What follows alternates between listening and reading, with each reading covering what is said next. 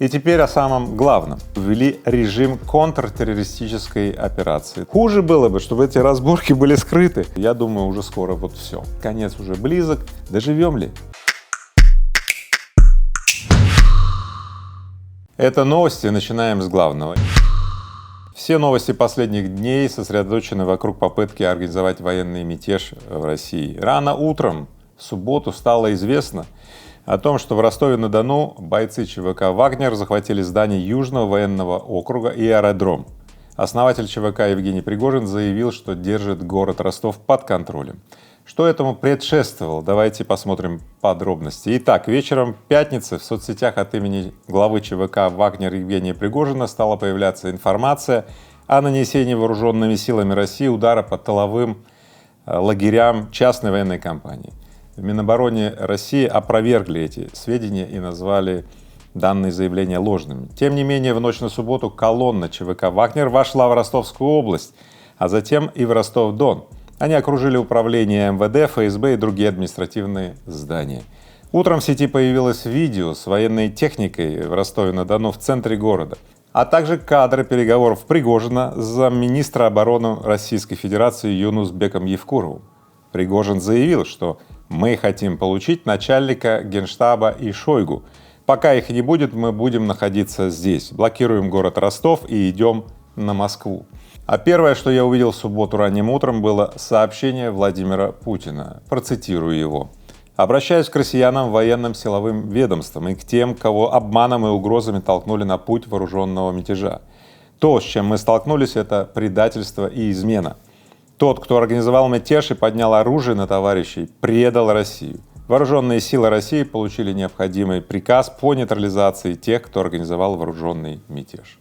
Есть реакция от ФСБ. Они заявили о возбуждении уголовного дела против Евгения Пригожина по статье 279 УК РФ по факту организации вооруженного мятежа. За это преступление предусмотрено наказание в виде лишения свободы на срок от 12 до 20 лет. Глава ЧВК «Вагнер» Евгений Пригожин распространил заявление в ответ, видимо, на обращение Путина и ФСБ, возбудивший уголовное дело. В частности, Евгений Пригожин заявил, что являться с повинной он не намерен, и ЧВК «Вагнер» продолжает удерживать здание в Ростове. В ответ на происходящее власти принимают какие-то меры. Перекрыты некоторые трассы. На М4 Дон в Воронежской, Липецкой и Ростовской областях образовались заторы длиной в несколько километров. Минтранс Московской области трассы Дон, Урал и Крым частично перекрыты в Подмосковье. То есть везде ставят патрули и кордоны. В Ростове, Воронеже, Москве, Туле, Калининграде отменили все праздничные и массовые мероприятия. В Москве также оцепили Красную площадь, усилили охрану главных военных и административных зданий. Теперь о реакции финансовых рынках, ведь я напомню, у нас канал номер 1 про бизнес и деньги. И хоть мы сейчас полностью погружаемся в эти основные события, мы не забываем, что финансы определяют устойчивость нашей жизни, а поэтому внимание. Акции крупнейших российских компаний потеряли до 4% стоимости на вечерней сессии Мосбиржи 23 июня. Биржевые брокеры, маклеры, банки и финансовые спекулянты немедленно отреагировали на эти события и уже выставили совершенно другие курсы обмена валют. Доллар стоит уже больше 100 рублей, евро больше 110 рублей в некоторых московских обменниках. Пожалуйста, будьте внимательны, финансовые спекулянты, игроки и брокеры будут сейчас вас уговаривать совершать быстрые действия. В частности, мне уже поступило несколько сообщений в личку о том, что Игорь Владимирович, не хотите ли прикупить золотишко и так далее, чтобы сберечь свои рубли от инфляции. Далее, торги на межбанковской бирже приостановлены. Далее, ЦБ не сообщает об отмене торгов в понедельник, сохраняя молчание. И теперь о самом главном. Как власти противодействуют текущей смуте. В нескольких регионах, включая Ростовскую, Воронежскую, Московскую область и Москву, ввели режим контртеррористической операции. Напомню, это уже было в 90-е годы и в ранние 2000-е, и вот опять. Что означает контртеррористическая операция, какие ограничения налагает на людей и так далее, сейчас все подробно объясню. Итак, у любого человека могут проверить документы, удостоверяющие личность, и доставить в отделение полиции при их отсутствии. Носите с собой паспорт или хотя бы какой-то документ, удостоверяющий личность. Второе. При въезде в зону КТО и выезде из нее силовики могут досматривать личные вещи и автомобили. Поэтому Не препятствуйте силовикам, если вы находитесь на территории, где объявлено КТО. Сбережете и нервы, и здоровье, ну и подчинитесь, в общем-то, закону. В некоторых случаях для погони за подозреваемым в совершении теракта или для оказания срочной медицинской помощи силовики могут пользоваться автомобилями физлиц. Далее. Силовики могут ограничивать движение на улицах, но вы это и сами видите. Особенно это рядом с какими-то спецстратегическими объектами и так далее, поэтому не суйтесь туда, обходите. Далее ФСБ может контролировать информацию, передаваемую по каналам телекоммуникационных систем, и мониторить каналы электрической связи и почтовых отправлений. Поэтому, если ваши письма будет кто-то скрывать и читать, ну, знаете, режим КТО это предполагает. Если будут какие-то сбои, там, телеграмма, там, вот этих вот чатов, там, мессенджеров и так далее, ну, это возможно, потому что, может быть, какие-то блокировки там и так далее. Это нормально для режима КТО. А если вы будете нарушать режим КТО, то предусмотрены всякие административные штрафы. От 1000 до 3000 на физических лиц и от 5000 до 10 тысяч на должностных лиц, ну, это которые юрлицы. А за воспрепятствование контртеррористической операции штраф или административный арест до 15 суток для граждан и до 30 суток для должностных лиц. И еще. Сегодняшняя ситуация, конечно же, это мега-повод для различных вбросов. Очень многие жулики, те, кто разыгрывают свои вот эти вот нечестные игры, мошеннические игры и всякие разные там политические какие-то игры, да, они будут пользоваться этой ситуацией, чтобы завладеть вашим вниманием. Поэтому, если уж вы пошли в информационную сеть, обращайтесь, пожалуйста, только к официальным источникам. На фоне происходящего в России Евросоюз согласовал 11-й пакет антироссийских санкций. ЕС пока отложил ввод наказания для третьих стран за помощь России в обходе санкций. В эти государства Евросоюз может закрыть поставки запрещенных к ввозу в Россию товаров. Итак, этот пакет включает: первое — запрет на въезд российских прицепов к грузовикам с товарами, транспортировкой нефти по северной ветке нефтепровода «Дружба». Да, напомню, этот нефтепровод идет по территории Беларуси, Польши, Германии, Латвии и Литвы. Да. Далее ограничения в отношении 70 физических лиц. Далее 30 российских юридических лиц по обвинению в обходе санкций обложены теперь вот этими вот ограничениями.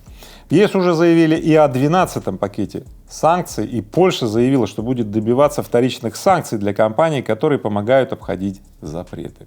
Сам ЕС еще не до конца отказался от российского импорта, но импорт уже сократился до 15-20% от былого импорта, то есть в принципе он скоро уже практически будет обнулен. Какие же поставки пока из России все еще сохраняются для Европейского Союза?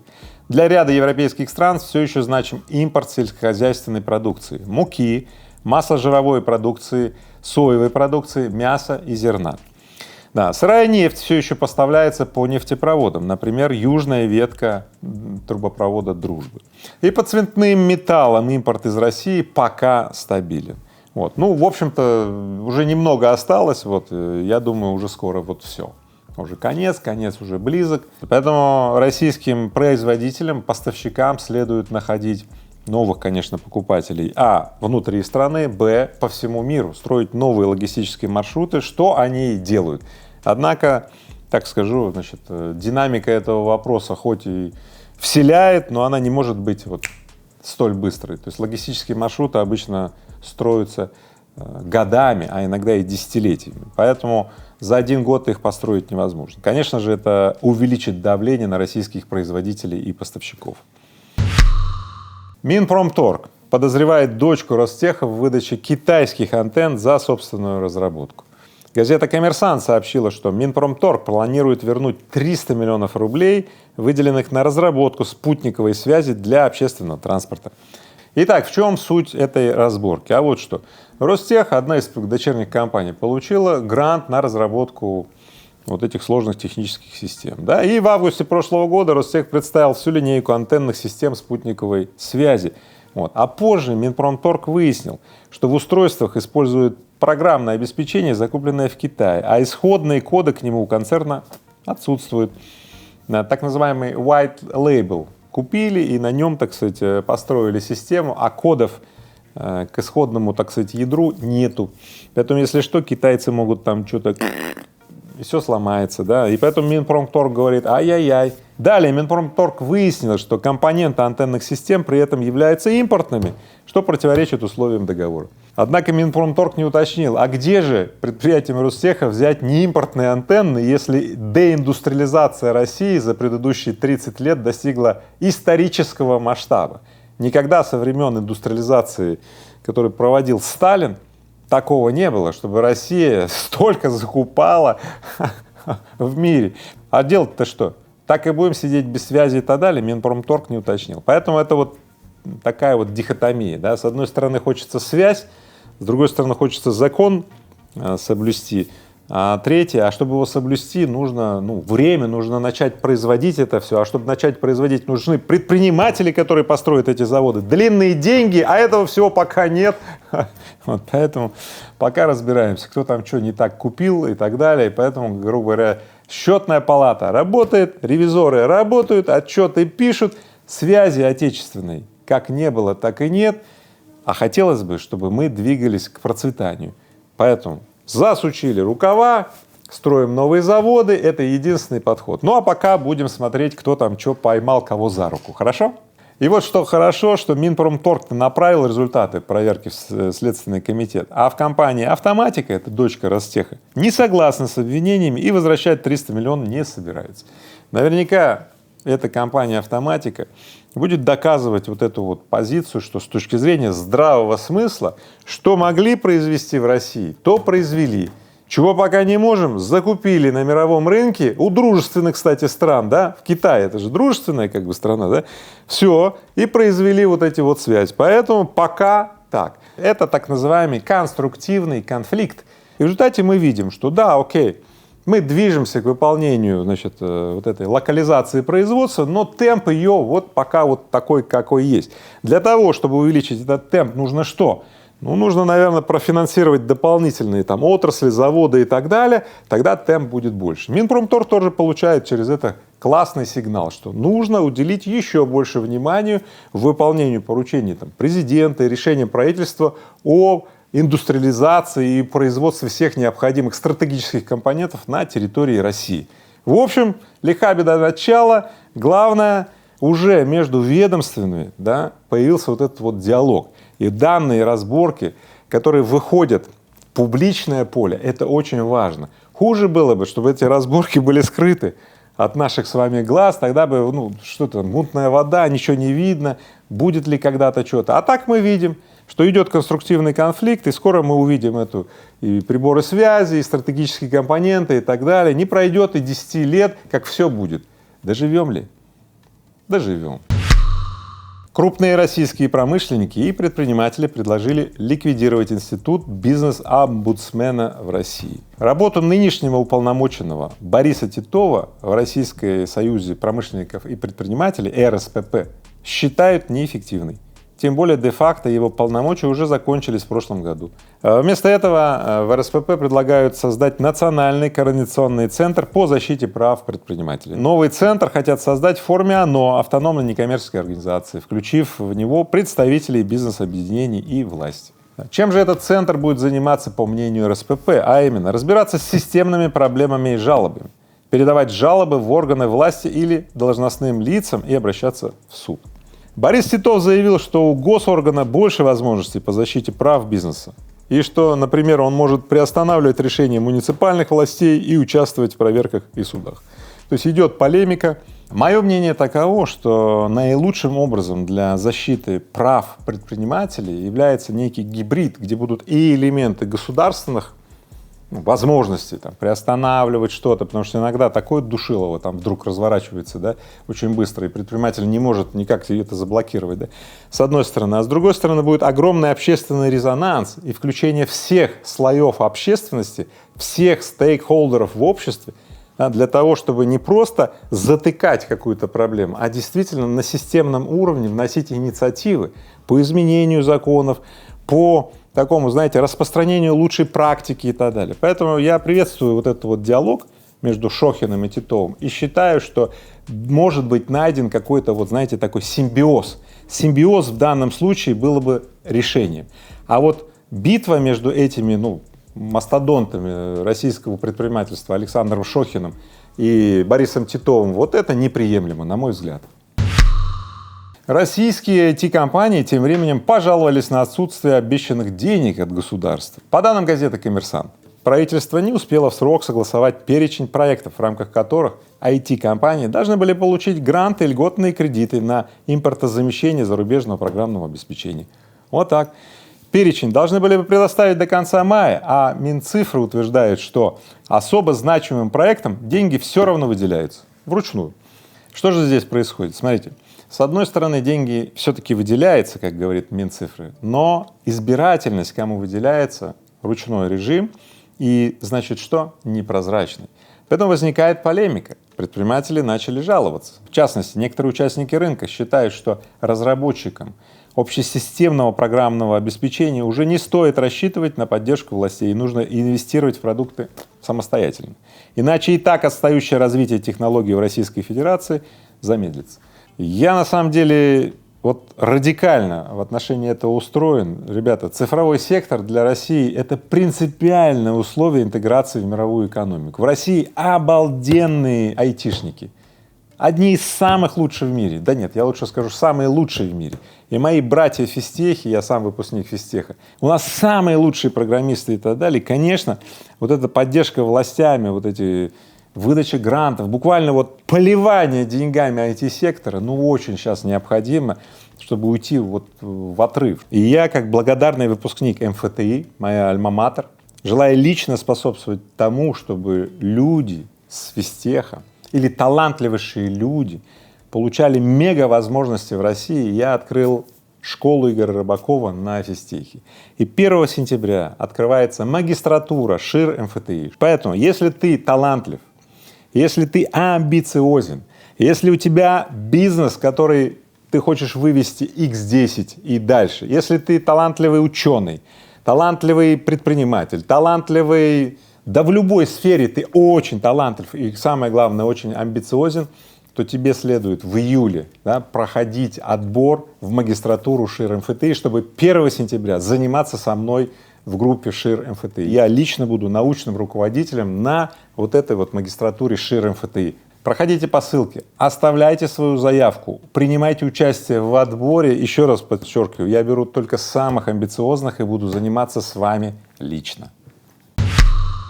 И последняя новость, очень приятная для меня. Gloria Jeans выплатила по 1 миллиона рублей сотрудникам, проработавшим в компании больше 10 лет. Вива Мария! Поздравляю всех сотрудников Gloria Jeans. Надеюсь, вас больше, чем один человек. Поэтому напишите мне, если на моем канале есть сотрудники Gloria Jeans, которые получили 1 миллион рублей, заодно и посмотрим, сколько вас здесь, да. Но это действительно очень классный шаг, потому что сообщается о 2,5 миллиарда рублях, выплаченных по этой программе. Это значит, делите 2,5 миллиарда рублей на 1 миллион. Ну, Артем, давай. 2500, конечно. Артем учился хорошо, видите, считает быстро и так далее. Артем молодец. Итак, Gloria Jeans более 10 лет проработали 2527 человек. Это почти 17% сотрудников. Вот. А знаете, откуда у Владимира Мельникова денежки? Все игроки джинсов, там, Levi's, вот это импорт весь, они сейчас ушли. Gloria Jeans сейчас в фаворе, цены большие. Фабрики работают на полную, доходы у Gloria Jeans просто невероятны. И как же круто Владимир Мельников поступает, что он делится этими возросшими доходами со своими сотрудниками. Как же круто. Берите пример с Владимира Мельникова. Такая преданная работа, такая преданность и забота о своих сотрудниках дает результат. Например, я выплачиваю за каждого 4-го ребенка, который вот, Артем, когда родишь 4-го ребенка, я сразу вот беру и кэшем тебе 500, а за 5-го лям. А выплаты денежные я делаю тем, у кого 28 лет в моей компании. Так что, друзья мои, если вы проработали с Игорем Рыбаковым 28 лет и больше, я вам годовую зарплату отчехляю. Понятно? Годовую зарплату! Вот так вот. И возвращаюсь к главной теме этого выпуска — попытка осуществлять вооруженный мятеж. Хочу сказать следующее. Жизнь состоит одновременно из всего сразу. Для того, чтобы быть в безопасности, да, мы будем следить за этой всей обстановкой, я буду своевременно сообщать. Но в целом я хочу, чтобы вы, посмотрев этот выпуск, впустили в себя именно резонансы, которые помогут вам чувствовать подъем. И давайте вместе размножать хорошее, и пусть плохому месту просто не останется.